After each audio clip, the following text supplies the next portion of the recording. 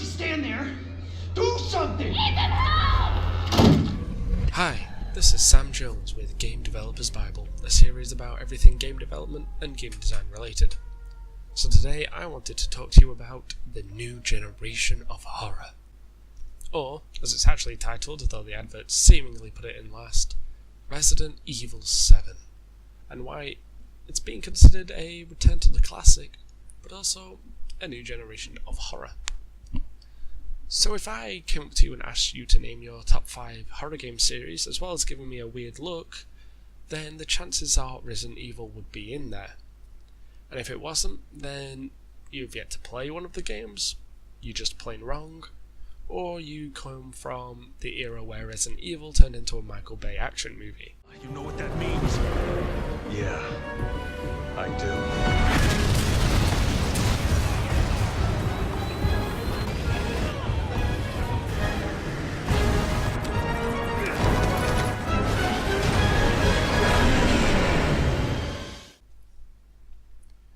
So Resident Evil as a series has been around for a really long time. I mean, the first game came out back in 1996, which is 21 years ago now. And it was like an isometric style perspective game that used resource management, puzzles, and inventory management as a means to move about an environment filled with unknown monsters and other horrors that slowly but continuously hunted the player without rest. This game helped give birth to the genre known as survival horror. Of course, a few other important games helped give birth to the genre, but Resident Evil is considered to be and said to be one of the earliest, and was released to highly praised reviews amongst both critics and consumers, and so a new series and genre was born. The original game was split into level-like areas, much like many classic games where each room took place in its own little level. And these small areas made the player's movements be restricted, and the developers of the game took this to their advantage with a camera system that was fixed in position and rotation, and so gave the feeling of a CCTV camera system, where the placement is static but can slightly rotate and follow the player, although for the most part it's the player that moves and not the camera. This fixed placement and rotation allowed the game to give off a constant sense of fear and dread, because the player literally had no idea what was waiting around the corner for them until it moved to a new camera. The only thing that could even give hints was audio, and even then, the monsters that stalked the player could be hiding or silent. The game followed a mystery of a mansion that was inhabited by mutants and monsters that neither the player nor the characters knew anything about, and not even the advertisement for the game gave anything away.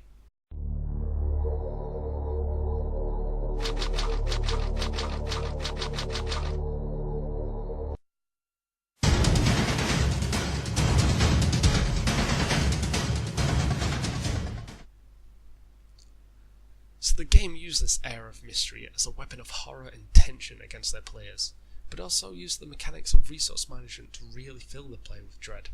This was pushed to the point that when you fired your trusty sidearm, if you missed even one shot, your heart rate increased as the fear began to dawn on you, and you realised that one shot, that one bullet you missed with, could possibly cause you endless pain and misery, if not your character's life in the future. As well as having the mystery fill the atmosphere and horror of the game followed a brief story that was unravelled as the players made their way through the game, but it never gave all, or possibly even half, the answers to all the questions the players had. In fact, it continued to increase the amount of questions the player had. The game decided to focus on what the disturbance/monsters are and how to defeat them, rather than what the players were sometimes concerned about, which was why they were there, who made them, for what purpose, where did they come from, and when did they begin to appear. To answer these questions, the player must unravel clues of their own in the world itself from items and documents lying about, a component that was sort of lost in the later entries of the game. This was the game that changed a generation of games to come. It was quickly copied and replicated, and while some variations of it stuck, or games with inspiration from it helped redefine the genre, like Silent Hill, the series continued its way into scaring the socks off more players. However, this creation of a genre would later be redefined by what many considered to be the greatest Resident Evil entry. Name's Leon. Came here looking for this girl.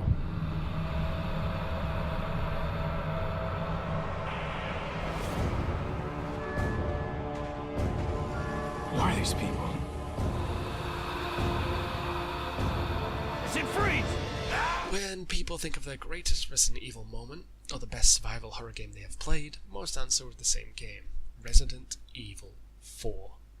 And I believe this is noticeable from the trailer I just played you, which was a HD remaster for the PC version of the game, which already gives the idea that it was uber successful.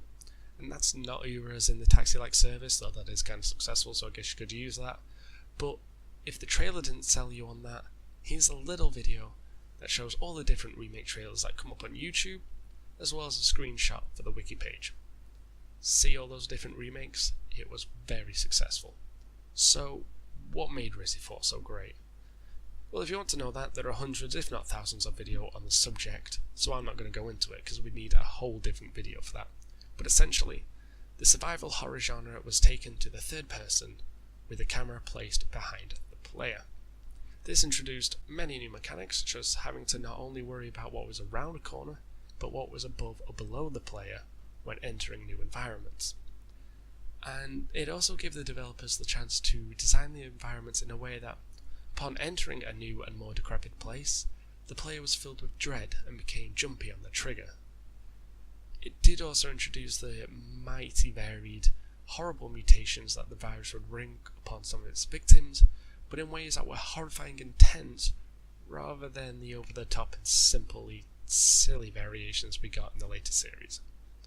The game itself followed a very similar pattern to the first three games as well, which I believe led it to be considered the best game in the series, as it took what was successful about those first games and fixed things that sucked in them, or used new features to make it feel better, such as the third-person camera. And I feel like after showing the trailer for Resi 6 just before, I don't even need to begin to explain how the series lost its way, and Michael Bay would have been proud to direct it. So we'll get on to Resident Evil VII.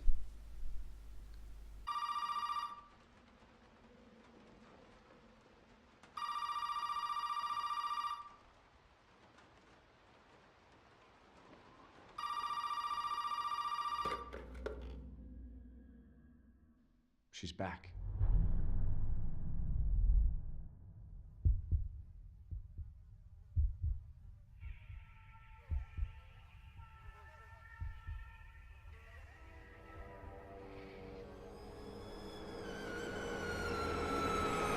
Go tell Aunt Rhody. Go tell Aunt Rhody. Go tell Aunt Rhody that everybody's dead. So here we are, the subject of this video. How, why, and what did Resident Evil series do to go back to the beginning and also redefine horror, specifically survival horror, as we know it? Well, I can't speak for the entirety of the game as I've actually not finished it yet, but from what I've played, and I've played a fair bit, I feel like I can agree with those reviews.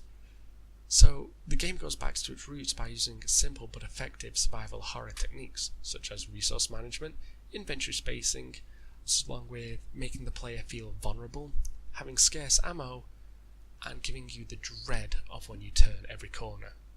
So the game is actually the first Resident Evil game in the mainstream series that introduced the first-person view constant for the first time. This is possibly taking inspiration from successful games such as Outlast or Amnesia Dark Descent. The first-person camera angle means the player is stuck in the thick of the horror. There is no disconnect anymore to what the character feels and sees and what the player feels and sees. This makes the player fear for their lives when a monster surfaces right in their vulnerable, weak face. The detail the developers and designers and writers put into the game just leaves you gobsmacked. When you play it alone at midnight, you no longer feel the disconnect. The controller is no longer a means to controlling a virtual avatar. but instead is a means of controlling your own movements and actions. The detail this game puts into its world and characters is all disturbing, wonderful, and damn right capturing. So it recreates the survival horror genre and blossoms a new generation where the fear and tension is no longer captured by your crappy aim, your lack of ammo, and the inability to fight or flight. It is defined as the way your players begin to experience the horror firsthand. The character's gun is no longer out of ammo, your gun is out of ammo. You know that you fucked up when you miss that precious shot to the head on the approaching enemy, when your hand trembles as you turn a corner, gun raised to your eye, ready to experience anything. And worst of all is Mother. That fucking woman. Constantly disappearing and reappearing. Your heart stops when you see her wheelchair just sat there in the hallway that she has no way of getting to, and when you turn back, she's gone. No trace, no sound. The story of the game is told through phone calls and scraps of documents or items that littered the place. Though typical Capcom throws in some that appear to be, well, less important than others. The player must also manage their resources in a new way of spending, where you'll find rare antique coins that in the beginning of the game you will throw away for space for ammunition because they seem to have no importance, no meaning, they don't open anything. It's just this coin I've picked up off a counter. And then later you realise how much that one decision, that one discardation of that one item meant to your survival. If this is beginning to sound like a glowing review for the game, that's because it is. The feeling and capturing sensation that game provides is unlike any other I've ever played, and I love me some horror games. And the trailer goes back to the roots of the first game, where you're left asking questions about the game, rather than just seeing things that make you want to buy it. And like the first game, the story focuses on how to deal with the threat, not what it is and how it came to be, which itself is a really creepy story. If this game had taken place in any other camera angle, or with any less amount of detail, I actually think I would disagree with the reviews that surround this piece of torture, entertainment.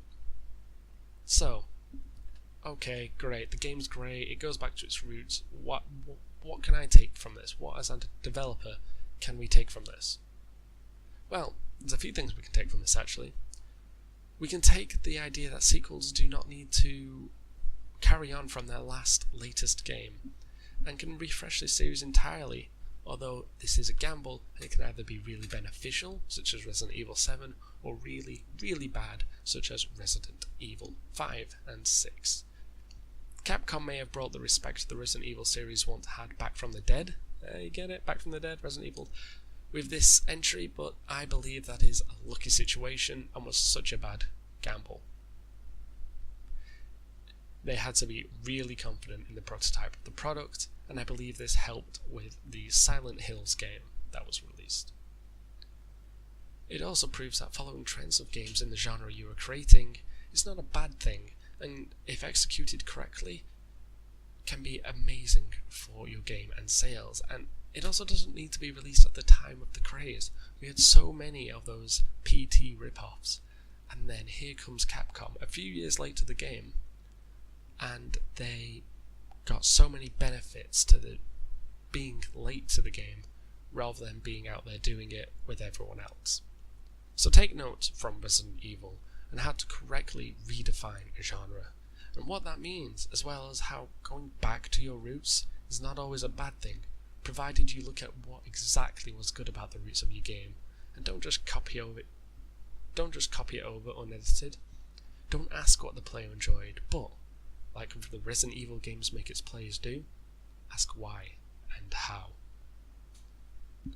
I hope you enjoyed the video. I'm hoping to steer my channel into this new direction whilst continuing the tutorials along the side, and to do both, I've created a Patreon where you can donate to help fund all content created on this channel, which will not only improve the quality of my videos but also your experiences, and will allow me more opportunities for creation and video production on a regular basis. All I ask is that you check it out if you enjoy the content, and if you feel like you have some change lying around, just hit the donation button. I'll be back with regular content as well, now my personal life allows me to be. So hit that like button if you enjoyed the video, subscribe if you're new here and like what I do. Thank you, see you in the next one.